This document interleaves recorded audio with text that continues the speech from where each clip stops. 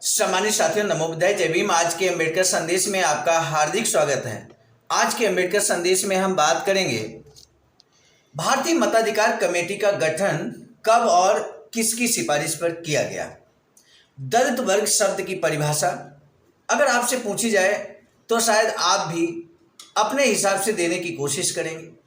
आखिर दलित वर्ग में कौन सी कैटेगरी आती है? क्या सिर्फ SC ST आती है या OBC भी दलित वर्ग में आता है? ऐसे कुछ अनसुलझे प्रश्न हैं जिनका जवाब आज के अम्बेडकर संदेश में बाबा साहब के शब्दों में मिलेगा। दलित वर्ग की अलग अलग परिभाषा क्यों? अलग अलग राज्यों में अलग अलग परिभाषा है दलित वर्ग की। तब बाबा साहब यहाँ पर 3 दृष्टिकोण प्रस्तुत करते हैं। दलित वर्ग के संबंध में दलित वर्ग की परिभाषा तय करने में वो 3 दृष्टिकोण कितने कारगर साबित हैं मेरे साथियों, ये जानना आपके लिए बहुत जरूरी है। अस्पृश्य वर्ग, आखिर अस्पृश्य किसे कहा जाता है? अस्पृश्य होने की कसौटी क्या है, मानक क्या है? ये भारतीय मताधिकार कमेटी के समक्ष बाबा साहब 1 मई 1932 को एक वक्तव्य जारी करते हैं, टिप्पणी करते हैं, अपना स्पीच देते हैं लिखित में। तो डॉक्टर BR अम्बेडकर द्वारा दलित वर्गों संबंधी भारतीय मताधिकार कमेटी अर्थात जिसे लोथियन कमेटी के नाम से जाना जाता है को 1 मई 1932 को दिया गया टिप्पण यानी कि दिया गया वक्तव्य आज हम आपके समक्ष रखने जा रहे हैं। आज का अम्बेडकर संदेश ऐतिहासिक है। ऐतिहासिक चीजों को जानने का सुनहरा अवसर है अम्बेडकर संदेश। इसलिए विशेष निवेदन हमारा आपसे है, अगर आप सच्चे अम्बेडकरवादी हैं तो बाबा साहब के द्वारा दिया गया ये वक्तव्य लोथियन कमेटी को आपको जब समय मिले तब सुनना चाहिए। अभी समय है तो अभी सुनने का कष्ट कीजिएगा। आज का अम्बेडकर संदेश बाबा साहब डॉक्टर अम्बेडकर संपूर्ण वाङ्मय खंड 4 से पेज नंबर 206 से लेकर 209 तक। तो आइए शुरू करते हैं। बाबा साहब लिखते हैं कि मैं सहमत हूं कि दलित वर्ग शब्द को केवल अस्पृश्य तक सीमित रखा जाए। सम्मानित साथियों, अम्बेडकर संदेश Buddha Bodhisattva Ambedkar international centre BBAIC Sarnath Varanasi के सौजन्य से आपकी सेवा में प्रस्तुत किया जा रहा है। तब बाबा साहब बहुत स्पष्ट ढंग से पहला बिंदु लिखते हैं कि दलित वर्ग शब्द को केवल अस्पृश्यों तक सीमित रखा जाए, केवल अस्पृश्यों तक। अब समस्या ये है कि अस्पृश्य कौन है? तो उसके लिए आज का पूरा अम्बेडकर संदेश अस्पृश्य को समझने के लिए है।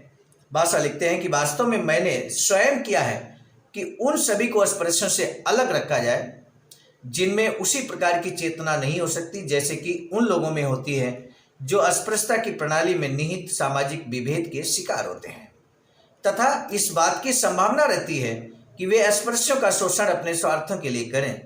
मैंने कसौटी नंबर 7 और 8 के उपयोग पर भी कोई आपत्ति नहीं की है, जिनका उल्लेख अस्पृश्य वर्गों का पता लगाने के लिए कमेटी की रिपोर्ट में किया गया है। लेकिन जैसा कि मैं पूछता हूं, अलग अलग लोग अलग अलग तरीकों से उन्हें लागू करते हैं अथवा उनकी विभिन्न प्रकार से व्याख्या करते हैं। अस्पृश्य होने की अलग अलग व्याख्या करते हैं, अलग अलग लोग अलग अलग तरीके से व्याख्या करते हैं। तब बाबा साहब कहते हैं कि मैं ये जरूरी समझता हूं कि इस मामले के बारे में अपने दृष्टिकोण को स्पष्ट कर दूं। और वो दृष्टिकोण में बाबा साहब 3 दृष्टिकोण रखते हैं मेरे साथियों। तीनों दृष्टिकोणों में किसको मजबूती के साथ बाबा साहब यहाँ पर लोथियन कमेटी के समक्ष रखते हैं, जानना बहुत जरूरी है। तो बाबा साहब लिखते हैं कि पहली बात तो यह है कि कुछ क्षेत्रों में आग्रह किया गया है कि अस्पृश्य वर्गों का पता लगाने के लिए जो भी कसौटियां लागू की जाए वे निश्चय ही समूचे भारत में समान रूप से लागू की जाएं।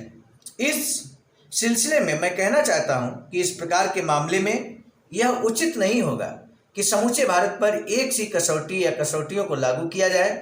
भारत एक अखंड समरूप देश नहीं है, वह एक महाद्वीप है। विभिन्न प्रांतों में अति विविधता वाली परिस्थितियां हैं और वे किसी जाति अथवा भाषा के डोर से गुथे हुए नहीं हैं। यहाँ बार बार एक शब्द आ रहा है मेरे साथियों, लोथियन कमेटी, भारतीय मताधिकार कमेटी। आखिर भारतीय मताधिकार कमेटी का गठन कब और किसकी सिफारिश पर किया गया, ये जानना जरूरी है। यहाँ पर स्टार के रूप में एक्सप्लेन किया गया, व्याख्या की गई है कि भारतीय मताधिकार कमेटी का गठन गोलमेज सम्मेलन की मताधिकार उप समिति की सिफारिशों पर दिसंबर 1931 में किया गया था। कमेटी में डॉक्टर अंबेडकर सहित 18 सदस्य थे। ध्यान दीजिए मेरे साथियों, इस लोथियन कमेटी में 18 सदस्य थे। Parliamentary under secretary of state for India Marquez of Lothian CH इस कमेटी के अध्यक्ष थे। बाबा साहब आगे लिखते हैं कि संचार व्यवस्था के अभाव के कारण हर प्रांत में उसकी अपनी निजी शैली के अनुसार उसके सामाजिक जीवन की विशिष्ट रीति रिवाजों और पद्धतियों का विकास हुआ है। इन परिस्थितियों में समूचे भारत में अस्पृश्यता की अधिकांश कसौटियों को जितनी एकरूपता के साथ लागू होते हुए पाया जाता है वह वास्तव में उल्लेखनीय है। यथा मंदिर में प्रवेश पर रोक भारत में सर्वत्र लगी हुई है। मतलब कुछ कसौटियां हैं अस्पृश्यता की जो पूरे भारत में समान रूप से लागू हैं। क्या? नंबर 1, मंदिर में प्रवेश की रोक जो है वो भारत में सभी जगह लगी हुई। आगे लिखा है कि कुएं से पानी लेने और स्पर्श से अपवित्र होने की कसौटियां भी हर प्रांत पर लागू होती हैं।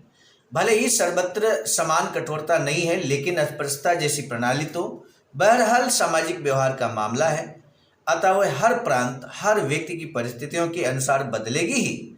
ऐसी प्रणाली में पूर्ण एकरूपता का आग्रह करना केवल समस्या के साथ खिलवाड़ करना होगा। सांविधिक आयोग, भारतीय सांविधिक आयोग अर्थात साइमन कमीशन इस प्रकार के तर्क की संभावना के प्रति पूर्णतः सजग था। उसने सावधानी से विचार करने के बाद इसे अस्वीकार कर दिया और अस्पृश्यता की कसौटियों को लागू करने में विविधता के सिद्धांत को मान्यता दी। खंड 2 के पृष्ठ 67 पर अपनी सिफारिशों में उसने कहा कि जब नई प्रतिनिधित्व प्रणाली के मुख्य सिद्धांत निश्चित कर लिए जाएंगे तो उसके बाद स्पष्ट है कि ये आवश्यक होगा कि किसी विशेषतः नियुक्त निकाय को नए निर्वाचन नियमों को तैयार करने का काम सौंपा जाए ताकि इन सिद्धांतों को अमल में लाया जा सके। ऐसे निकाय का एक काम यह होगा कि वह हर प्रांत के लिए दलित वर्गों की परिभाषा तैयार करे, जो कभी कभी तो एक ही प्रांत के भागों के बीच भी बदल सकती है, और ऐसी परिभाषा के अनुसार उनकी संख्या निश्चित करे। एक और बात पर मैं जोर देना चाहता हूं, और वह यह है कि समूचे भारत पर अस्पृश्यता की एक रूप कसौटियों को लागू करने का आग्रह व्यर्थ है। ये मान लेना एक बुनियादी गलती होगा कि अस्पृश्यता की कसौटियों के विभेद अस्पृश्य की परिस्थितियों के विभेद की ओर संकेत करते हैं, बीच इस मनोवृत्ति की ओर इंगित करते हैं। उसके सही विश्लेषण से पता चलेगा कि चाहे कसौटी स्पर्श से भ्रष्ट करने की हो अथवा साझे कुएं से पानी भरने की अस्वीकृत की है, दोनों में निहित भावना एक ही है। दोनों संकीर्णता, घृणा, द्वेष और अपमान की एक सी आंतरिक भावना की बाह्य अभिव्यक्तियां हैं। अस्पृश्य को हिंदू स्पर्श क्यों नहीं करेगा? किस कारण अस्पृश्य को हिंदू मंदिर में प्रवेश करने अथवा गांव के कुएं के इस्तेमाल की अनुमति नहीं देगा? किस कारण अस्पृश्य को हिंदू सराय में प्रवेश नहीं करने देगा? इनमें से हर प्रश्न का उत्तर एक जैसा है। वह है कि अस्पृश्य एक गंदा व्यक्ति है और इसके साथ सामाजिक संपर्क नहीं किया जा सकता। अतः किस कारण एक ब्राह्मण किसी अस्पृश्य के धार्मिक अनुष्ठान में पुरोहित नहीं बनेगा? किस कारण एक नाई अस्पृश्य की सेवा नहीं करेगा? इन मामलों में भी उत्तर एक जैसा है, वह है ऐसा कर्म अपमानजनक है। यदि हमारा उद्देश्य उस वर्ग के लोगों का पता लगाना है जो सामाजिक घृणा से त्रस्त हैं, तो यह बात नगण्य है कि हम कौन सी कसौटी लागू करते हैं, क्योंकि जैसा कि मैं बता चुका हूं, इनमें से हर एक कसौटी यही बताती है कि अस्पृश्य के प्रति स्पृश्य की सामाजिक मनोवृत्ति एक जैसी है। दूसरा दृष्टिकोण यह है कि अस्पृश्य वर्गों का पता लगाने के लिए स्पर्श द्वारा अपवित्रीकरण की कसौटी को लागू करते समय निश्चय ही प्रमुखता उसकी शाब्दिक भावना को देनी होगी, न कि धारणात्मक भावना को। शाब्दिक भावना के अनुसार केवल वे व्यक्ति अस्पृश्य हैं जिनका स्पर्श अपवित्र करता है और परिहार्य है, अथवा यदि परिहार्य न हो तो स्नान करके उसे दूर किया जाता है। धारणात्मक भावना के अनुसार अस्पृश्य वह व्यक्ति है जिसे ऐसे वर्ग का समझा जाता है धारणात्मक भावना के अनुसार जिसके बारे में सामान्य धारणा है कि वह स्पर्श से अपवित्र करता है। यद्यपि स्थानीय परिस्थितियों के अनुसार ऐसे व्यक्ति के संसर्ग को टाला नहीं जा सकता अथवा धार्मिक विधि के अनुसार पवित्रीकरण की आवश्यकता नहीं होती। उन व्यक्तियों के अनुसार जो शाब्दिक भावना के अनुसार कसौटी को लागू करना चाहते हैं, निष्कर्ष यह होगा कि तथाकथित अस्पृश्य नहीं माने जाएंगे। जहां की परिस्थितियां इतनी बदल गई हैं कि लोग अस्पृश्य के स्पर्श से बच नहीं सकते अथवा वे उनके स्पर्श से हुए अपवित्रीकरण से स्वयं को शुद्ध करने की परवाह नहीं करते। मैं इस दृष्टिकोण को स्वीकार नहीं कर सकता। बाबा साहब कहते हैं क्योंकि मेरी राय में वह गलतफहमी पर आधारित है। शब्द की शाब्दिक भावना के अनुसार किसी व्यक्ति को अस्पृश्य विभिन्न परिस्थितियों के कारण नहीं माना जा सकता। फिर भी ऐसे बाध्यकारी परिस्थितियों की परिधि से बाहर उसे एक अशुद्ध व्यक्ति माना ही जाएगा क्योंकि वह अस्पृश्य वर्ग का है। इस विभेद को बिहार तथा उड़ीसा के जनगणना अधीक्षक ने 1921 की अपनी जनगणना रिपोर्ट में भली भांति प्रस्तुत किया है। प्रस्तुत है उसी का निम्न उद्धरण। जाति नियमों में ढील देने की चर्चा करते हुए उन्होंने कहा है कि ऐसी घटनाएं तो हमने केवल उन उच्च तथा अधिक शिक्षित जातियों के बीच देखी हैं जो उच्च स्थिति प्राप्त करना चाहते हैं, लेकिन उन्हें वर्ण व्यवस्था के ढहने का लक्षण नहीं माना जाएगा, बल्कि उन्हें तो वर्तमान परिस्थितियों से उनके समंजन का लक्षण माना जाएगा। वही बात निजी संपर्क अथवा खाने पीने की चीजों को छूने संबंधी नियमों के परिवर्तन के बारे में कही जा सकती है। जमशेदपुर जैसे स्थानों में काम आधुनिक परिस्थितियों में होता है। वहाँ सभी जातियों के लोग मिल में साथ साथ काम करते हैं। उन्हें अपने पड़ोसी की जात के बारे में कोई गलतफहमी नहीं होती, लेकिन चूंकि रोजमर्रा की जिंदगी के तथ्य इसे संभव नहीं बनाते कि 100 वर्ष पूर्व की भांति व्यवहारिक नियमों का पालन किया जाए, अतः ये नहीं मान लेना चाहिए कि अब शुद्ध और अशुद्ध, स्पृश्य और अस्पृश्य का भेदभाव नहीं बरता जाता। एक सवर्ण हिंदू किसी अस्पृश्य को यह अनुमति नहीं देगा कि वह एक ही चारपाई आदि और उसके साथ बैठे, एक ही हुक्का गुड़गुड़ाए अथवा उसके शरीर, उसकी चारपाई अथवा कुर्सी या उसके भोजन अथवा पानी को स्पर्श करे। यदि जीवन के तथ्यों का ये सही आकलन है तो शाब्दिक भावना और धारणात्मक भावना के अनुसार अस्पृश्यता का विभेद ऐसा ही विभेद है जो अंतिम अवस्था के लिए कोई भेद नहीं करता, क्योंकि जैसा कि उद्धरण दर्शाता है, स्थानों में जहां शाब्दिक भावना के अनुसार अस्पृश्यता समाप्त हो गई है, वहां धारणात्मक भावना के अनुसार वह अब भी बनी हुई है। इसी कारण मेरा आग्रह है कि अस्पृश्यता की कसौटी को निश्चय ही उसकी धारणात्मक भावना के अनुसार लागू किया जाए, यानी कि धारणा लगातार बनी हुई है। बाबा साहब आगे जो अस्पृश्यता के बारे में कहते हैं, अनटचेबिलिटी के बारे में कहते हैं, वो बहुत दिलचस्प है मेरे साथियों। इतनी 100 साल आगे की भविष्यवाणी हम कह सकते हैं जो बाबा साहब ने यहाँ पर की है। आइए जान लेते हैं क्या भविष्यवाणी बाबा साहब ने की थी। बाबा साहब कहते हैं, तीसरे, इस विचार का व्यापक प्रचार प्रसार किया जाता है कि अस्पृश्यता तेजी से समाप्त हो रही है, छुआछूत जातिवाद तेजी से समाप्त हो रहा है। तब बाबा साहब जो जवाब देते हैं, चेतावनी भरे लहजे में जवाब देते हैं, कहते हैं, मैं चेतावनी देना चाहता हूं कि इस दृष्टिकोण स्वीकार न किया जाए और बताना चाहता हूं कि आवश्यक है कि तथ्य और प्रचार में भेद किया जाए। जब एदा केदा ब्राह्मणों और अब्राह्मणों, स्पृश्यों और अस्पृश्यों के आपसी मिलन की घटनाओं से निष्कर्ष निकाले जाएं, तो मेरी राय में इस बात को ध्यान में रखना ही चाहिए कि वस्तुतः हिंदू समाज का इस्पाती ढांचा वर्ण और अस्पृश्यता की व्यवस्था पर टिका हुआ है। हिंदू समाज का जो मौलिक ढांचा है, मूलभूत ढांचा है, आधारभूत ढांचा है, वो वर्ण और अस्पृश्यता पर आधारित है। ये बाबा साहब कहते हैं। इस विभाजन को सहज ही केवल इस सहज तर्क के आधार पर नहीं मिटाया जा सकता कि वह किसी तर्क संगत आर्थिक अथवा जातीय आधार पर नहीं टिका है। दूसरी ओर इस बात की संभावना है कि अस्पृश्यता किसी आशावादी सुधारक की आशा से भी अधिक देर तक भविष्य में भी बनी रहेगी। यानी कि वर्तमान में ये बात तो 1932 की है, हम 2025 में आकर खड़े हैं मेरे साथियों। क्या आप बड़ी मजबूती के साथ कह सकते हैं कि 2025 में जातिवाद नहीं होता, छुआछूत नहीं होती? अरे किसी गांव में जाकर देखो मेरे साथियों, कोई होटल खोलकर देखो, समोसे की दुकान खोलकर देखो, खाने पीने वस्तुओं की चीजों का दुकान खोलकर देखिए, आपको एहसास हो जाएगा कि जातिवाद है या समाप्त हो गया है। बस आगे कहते हैं, इसका कारण यह है कि उसका धार्मिक आधार धार्मिक रूढ़ है। अस्पृश्यता की रूढ़ के पीछे जो धार्मिक मान्यता है वो इसे समाप्त करने में बाधक सिद्ध होगी। जो भी सामान्य हिंदू उसे अपने धर्म का अंग समझता है, जो भी हो सामान्य हिंदू उसे अपने धर्म का अंग समझता है, और इसमें कोई संदेह नहीं कि अस्पृश्यों के प्रति वह जो अमानवीय समझा जाने वाला व्यवहार अपनाता है उसके पीछे सोची समझी क्रूरता की अपेक्षा धर्म पालन की भावना की प्रधानता रहती है। धर्म प्रायण सामान्य हिंदू अस्पृश्यता के नियमों में ढील केवल वही देता है जहां वह उनका पालन नहीं कर सकता, वह कभी भी उनका परित्याग नहीं करता। उसकी दृष्टि में अस्पृश्यता का परित्याग का अर्थ है उसके तथा हिंदुओं द्वारा मान्य हिंदू धर्म के मूल धार्मिक सिद्धांतों का पूर्णतः परित्याग।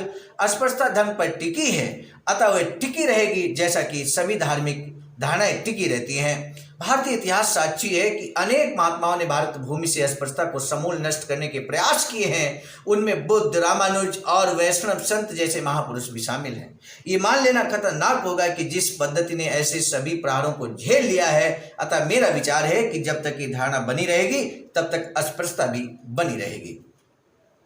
मेरे साथियों, आज के अम्बेडकर संदेश में बाबा साहब कितना दूरदर्शी दृष्टिकोण लेकर चले हैं, और जब तक अस्पृश्यता, छुआछूत, जातिवाद बना रहेगा तब तक जो बाबा साहब यहाँ डिमांड करने वाले हैं, डिमांड कर चुके हैं गोलमेज सम्मेलन में, वो बना रहना चाहिए, वो अधिकार बने रहने चाहिए।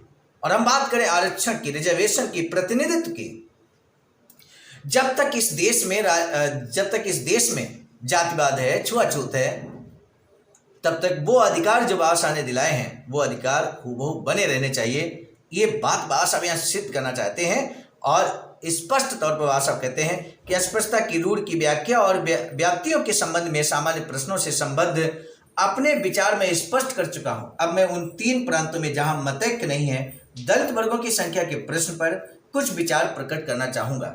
वो 3 राज्य कौन से हैं, 3 प्रांत कौन से हैं? एक तो उत्तर प्रदेश, जो इस देश का जनसंख्या के मामले में सबसे बड़ा प्रदेश है, जिसे उस समय संयुक्त प्रांत कहा जाता था। आखिर संयुक्त प्रांत में अर्थात यूपी में दलित वर्ग की क्या स्थिति उस समय थी, संख्या क्या थी, ये हम कल के अम्बेडकर संदेश में आपको बताएंगे। और उसके बाद हम ले चलेंगे आपको पंजाब के दलित वर्गों की बात करेंगे और बंगाल के दलित वर्गों की भी बात करने वाले हैं।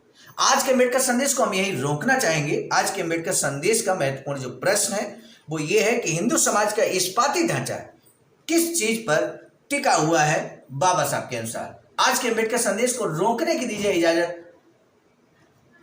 मिलेंगे नए अम्बेडकर संदेश में। आप सभी को सादर नमो बुद्धाय, जय भीम।